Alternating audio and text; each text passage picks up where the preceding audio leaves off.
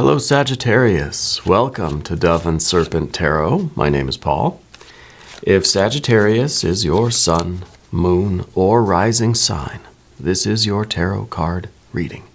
Remember to hit the like button, leave a comment, consider subscribing to the channel, especially if this reading resonates with you.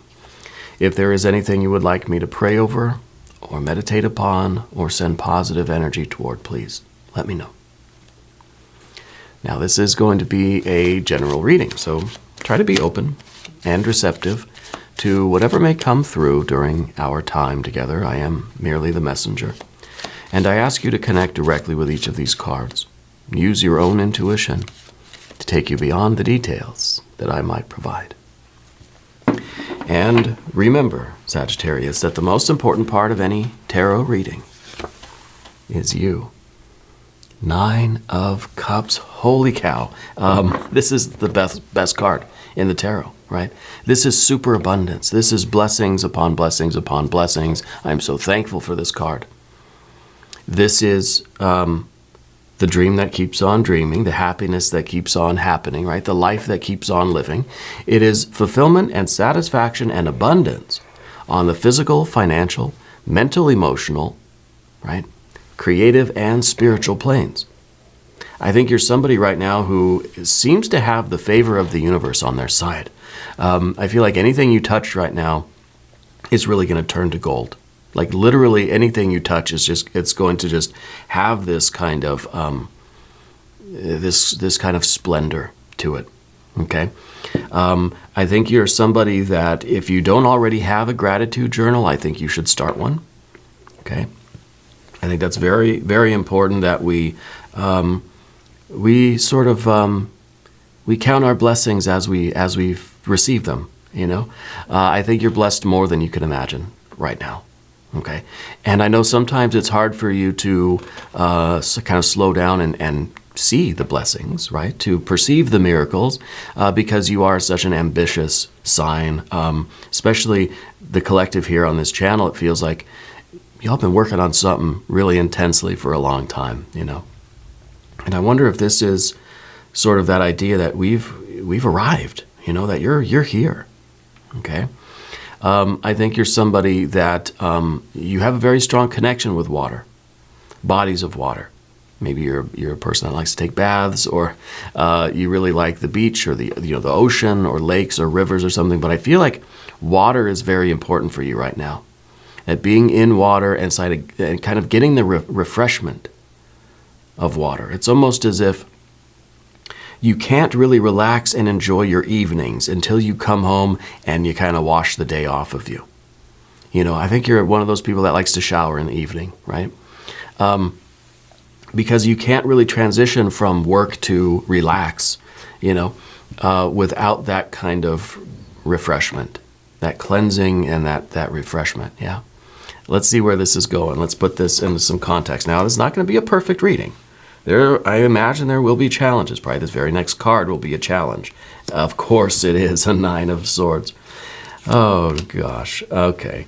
You know, we have we have an interesting thing here because it's kind of, you know, almost a rejection of the blessings, right? And I feel that's kind of it's kind of a noble thing, what we've got going on here, right? Because it kind of feels that with the 9 of Swords, it's a card of cruelty, it's a card of despair, right?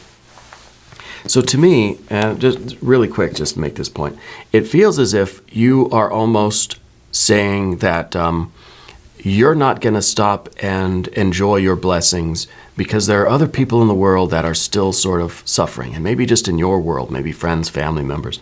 It's kind of like you can't stop doing your work until everybody gets to come and hang out and relax, you know? Your work is never done in a way, right? I also feel that you have a little bit of this self-doubt, or even a little bit of kind of being really, really hard on yourself. Yeah, it's not easy for you to see how blessed your life is. Okay, and it could be that there is really something still that is sort of afflicting us in a way. All right, so we're gonna keep going. We're gonna put the rest of our cards down. I didn't mean to jinx it with that 9 of Swords. I didn't know it was there. Okay, we got a queen. Queen of Swords is very good. Three of Swords, yeah, it makes sense. There is something in your past that you're still connected to. Something from your past, you're kind of still dwelling on it, you're still attached to, and it feels like it's hurting you now. But it's from back then. Okay? Look at that, 10 of Pentacles. 9 of Cups and the 10 of Pentacles are the perfect combinations.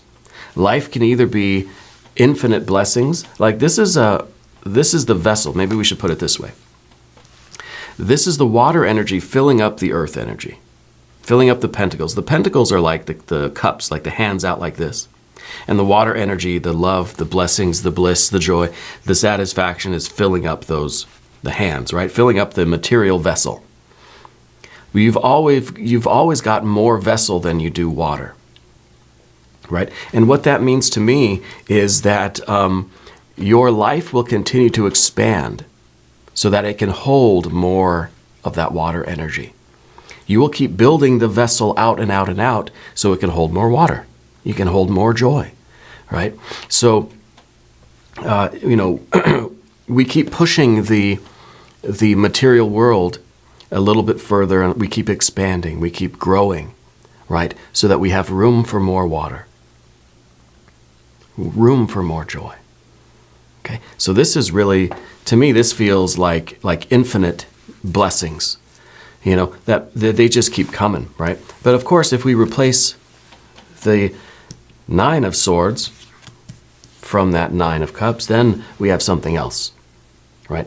Then we have something else that says, no matter how much progress we think we make in life, there is still that memory of pain. There is still that kind of, there is still that attachment to something from the past that is hurting, okay? So I think part of your work right now is to recognize what this is and release it so that you can feel this, so that you can work toward your life. Your life is that the physical environment is the vessel for all of this experience, all of this bliss, love, satisfaction, joy, right? The physical life is the container of this. And we want to keep building the container out and filling it up with water. The bigger the container, the more water you can carry, right? Rather than filling it up with this. Okay. Anyway, let's keep going here. Put these cards back where they were. Moving in. Okay, 6. Very nice. 6 of Wands. The Moon card, sure. Hanged Man, yes. The Star card, very good. Are we going to go 4 for 4 with the major arcana? No, 2. Comes down to this sort of conscious choice. But I don't think the 2 of Swords is necessarily talking about making the logical move. It's not really about calculating and in a causal, sort of logical way, a rational way, figuring out what to do. I think it's more about opening yourself up to the star energy. Now, the star energy is in the difficult position. This is kind of the card you don't want. I think that there is sort of a blockage taking place inside of you right now that we don't, you need to look at it, but for some reason you kind of don't want to. Let's select the mystery card, bonus card, confirmation card. This is a random card from the Smith-Waite Tarot. This is the factor infinite and unknown. We're going to set it down over here and put Kevin, aka Mr. Bates, right there on top. We're not going to look at that card until the very end, but it will tie everything together and it will give us the confirmation that we need at the end of the reading. All right. If at any point during the reading you feel like you know what that card is, or you have a hunch or a prediction, put it down in the comments, okay? Let's exercise our intuition. Let's do it together. Let's make it a bit of a group exercise, all right? Okay, let's look around the room one more time. We know we've got major, major, major, okay? And the majors, doorway, right? Sacrifice, enlightenment, spiritual insight, the recognition of the blockages, the perception of that spiritual truth. But it's going to require that we look at things a little bit differently. Okay, it's going to require that we sort of trust in spirit, and we sort of surrender and let go. I think what we're letting go of is something in the past. This is really the only sort of challenging energy we see. It's all air energy. It's all kind of in the mental realm. And with the Two of Swords, it is a choice that we let go of this. Okay, but the Hanged Man in the position of the environment may be suggesting that you tend to look at things, you tend to look at the negative side of things, right?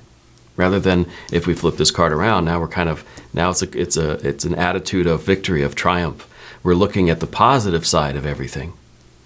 Because everything has light and shadow, and I kind of feel that, especially with this Moon card, you're one that tends to perceive the shadow. You might be looking for the light, but you tend to sort of find the shadow first. Okay? So we know the Nine of, let's talk about the Nine of Swords and the Three of Swords. Let's get this out of the way. The Three of Swords is the memory. It's the way your mind can recreate an event or a period of time from the past, an experience from the past. Can recreate it right now in the present moment. And as far as the mind is concerned, the body, the heart, the spirit, as far as everything is concerned, for all intents and purposes, it's happening again right now. So every time we sort of recreate that memory, we're injuring ourselves again, and again, and again, and again. And it's a Nine of Swords. It doesn't feel very good. Okay? I think it's something that may be involving water when you were a kid. It's something that has to do with, I think maybe the way that you were treated when you were either a child or a young adult. I don't want to, I don't really, I try not to see too many of the details when it comes to these sorts of things. I just say, okay, Spirit, we're leaving it at that, you know. But I feel like this is something that is very difficult to let go of. And I think that it is sort of, it has molded your perception over time. Okay? And I think that this is something that you still are sort of needing to work on. But the work that you're doing, I feel like, is mostly unconscious. See, down here we've got the Queen of Swords. It's underneath the surface. I also feel there may be an alcoholic in the family, and that might be part of some of this too. Okay? The Queen of Swords, it's water and air, but it's down beneath the surface. This is kind of your ability to separate the heart and mind a little bit, you know. And I know we talk about sort of unifying it. We want the heart and mind to be together and you know, on the same page to form that alliance. Sometimes they can form kind of an evil alliance, right? Where the heart and the mind sort of conspire together to keep us in that sort of painful state, which I think is what's happening now. So in your case, it feels like the work is really to separate the mind and what the mind is doing, recognize your thoughts for what they are, and see how those thoughts are affecting your, it's kind of like you got to put your mind and your heart in separate rooms and interview them separately, you know? To find out what is really going on right now in the present. Is your mind sort of stuck in this loop of memories that's causing the heart to feel a certain way, a way that we don't, you know, you don't want to feel? And is that sort of preventing you from seeing what we've got at the top of the path of the dove, that Ten of Pentacles? The abundance, right? The wealth of love and life and beauty all around you. This isn't just material wealth. It could be, it is part of it. This is your best life. This is at the top, because this is what we're kind of looking up to, and we're praying for this. We're saying, I want to move toward my best life. I want to know that I'm on the right path, but I feel stuck in this loop of psychic energy. What is your best life? What does this look like for you? You may or may not know, and that's okay. If you don't know, this is something that I think we could journal about, something that you should perhaps try drawing a picture for, you know. And I always say that. We get the Ten of Pentacles. I always say, get out your pencil, get out a sheet of paper, draw a picture of your best life, because this is what we're wishing for. This is what we're working toward.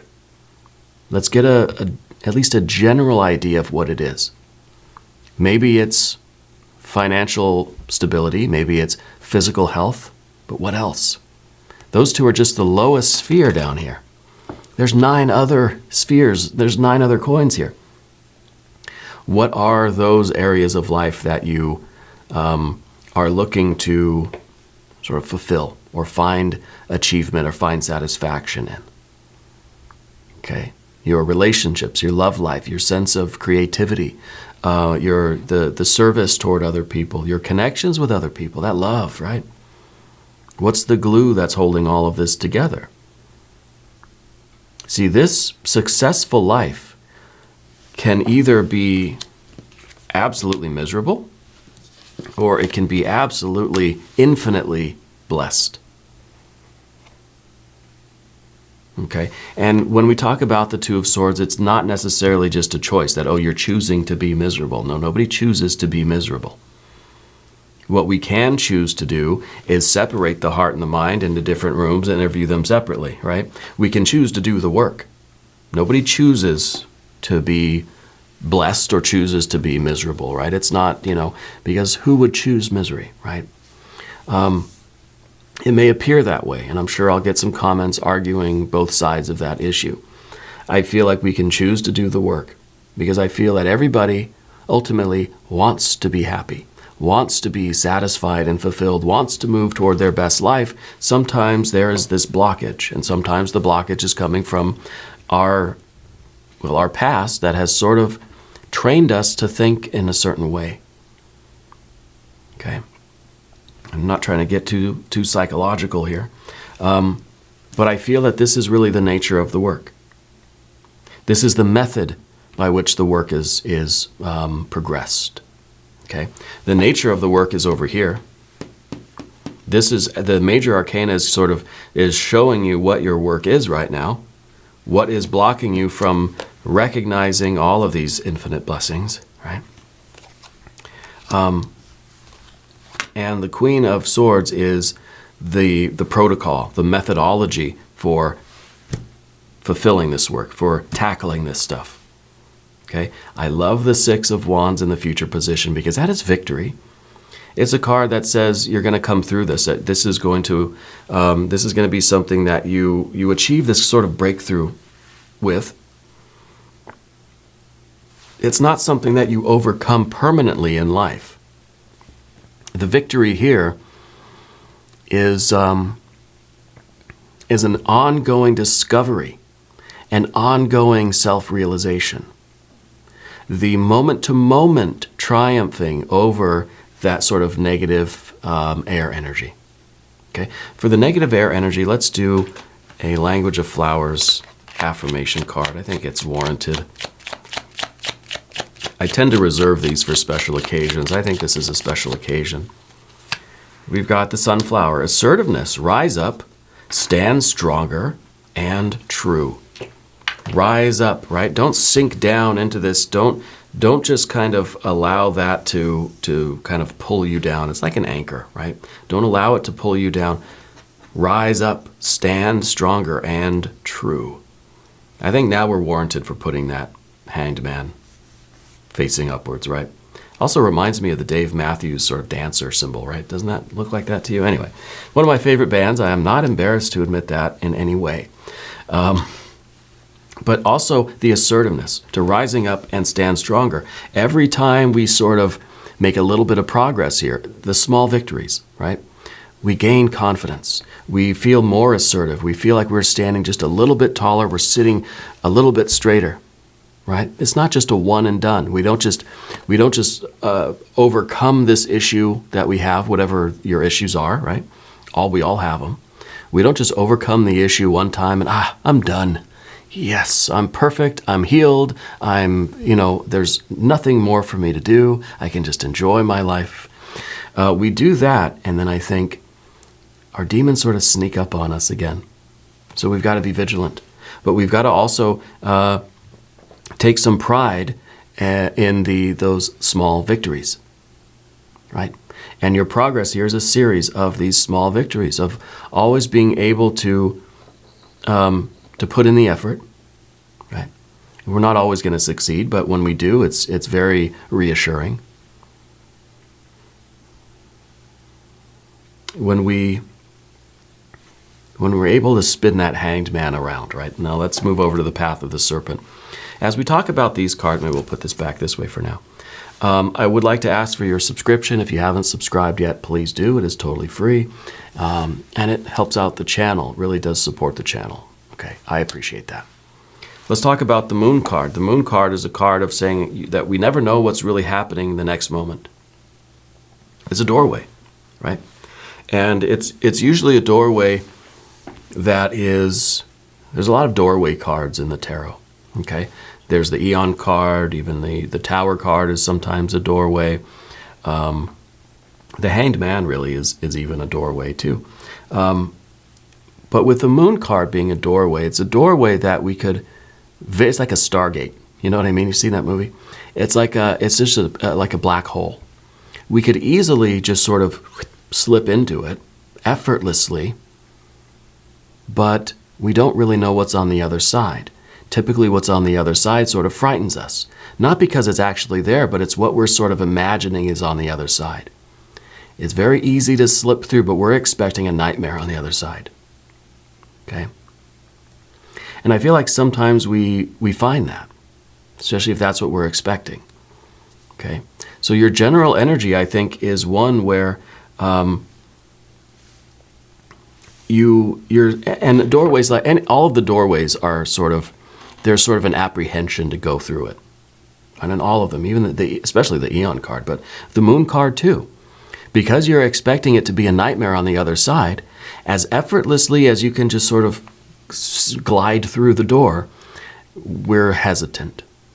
Okay?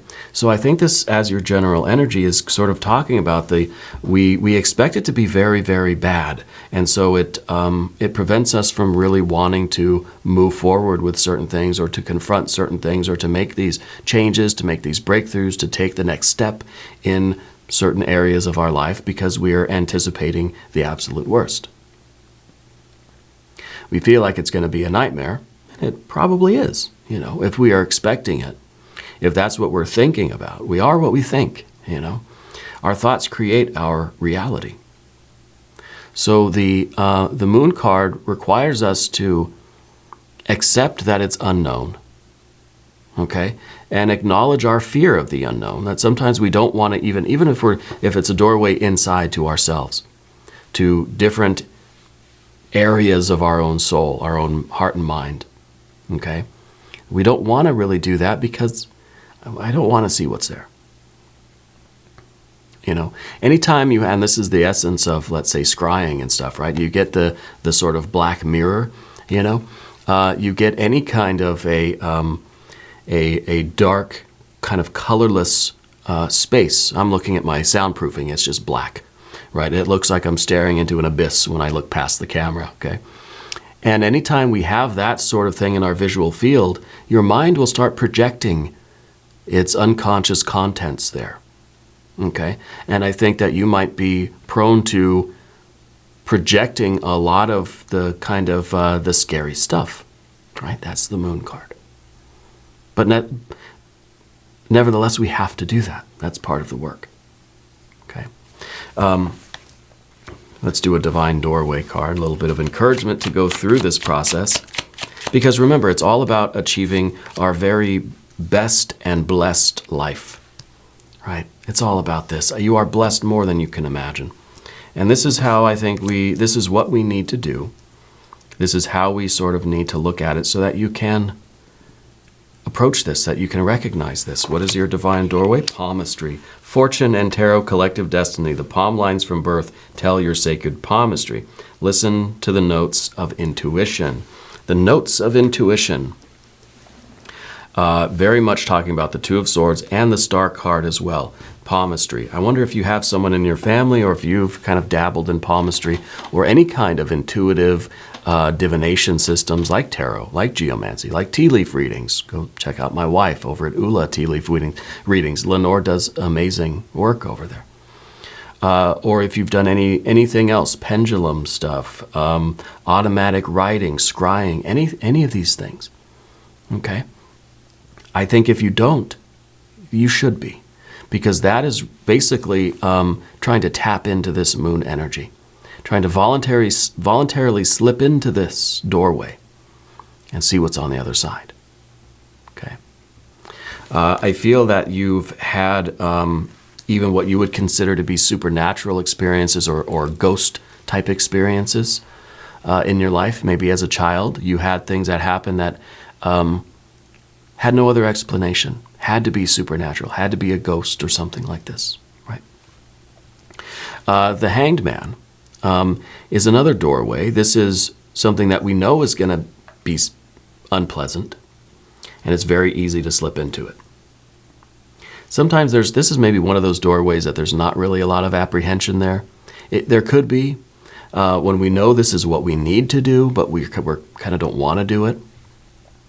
I think that you do this very easily, and this is, I think, a little bit of melancholy, really, on the face of it, is what it feels like.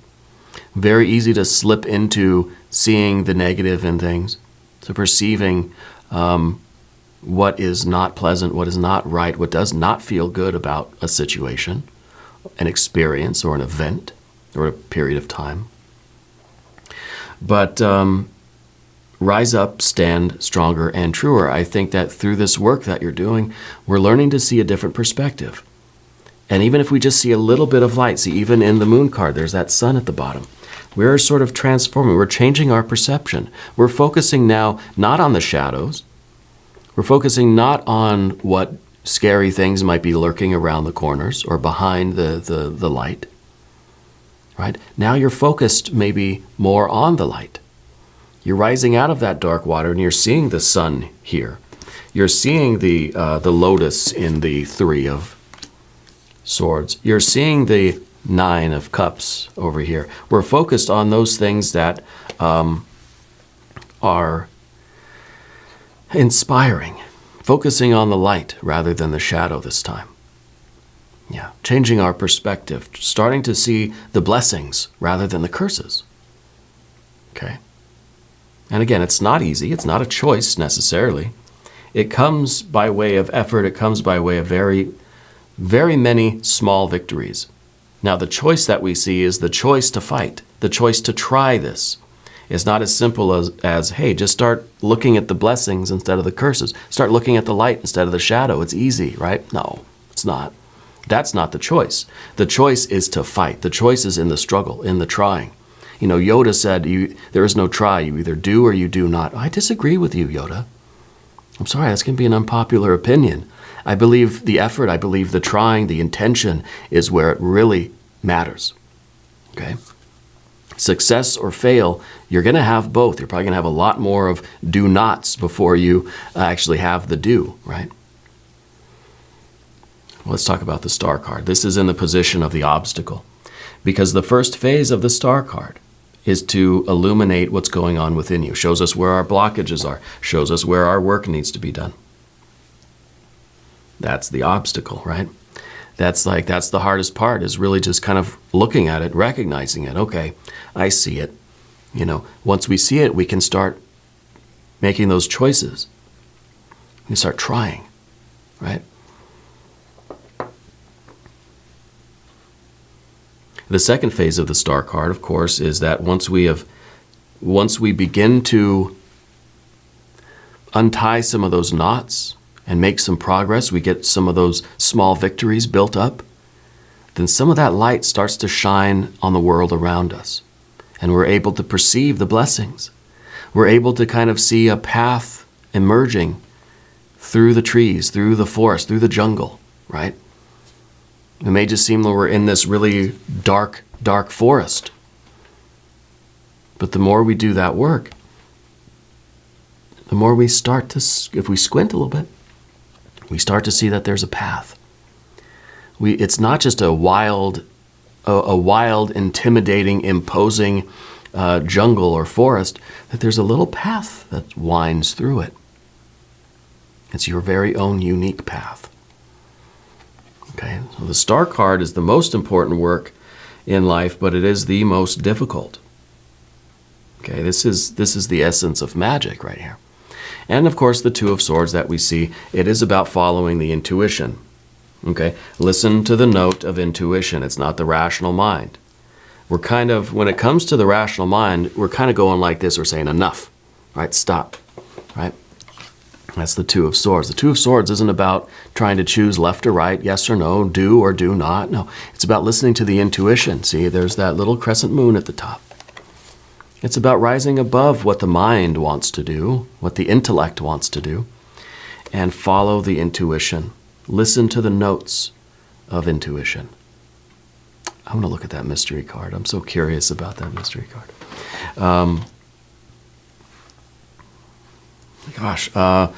Maybe the Art or Temperance card, your Power card. Maybe we'll get some really good water energy. I would like to see an ace maybe of something. Ace of Wands, maybe Ace of Pentacles, but maybe an Ace of Cups too. I think any of these would be fine. And Ace of Swords would be fine too. Any of the aces I'll be happy with.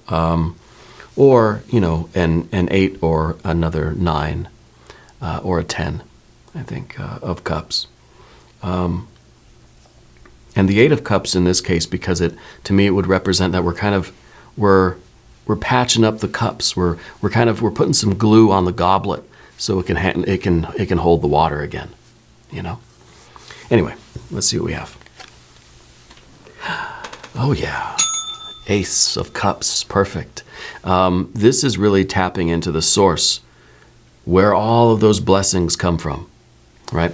It's kind of saying that, look, this is sort of the essence of things.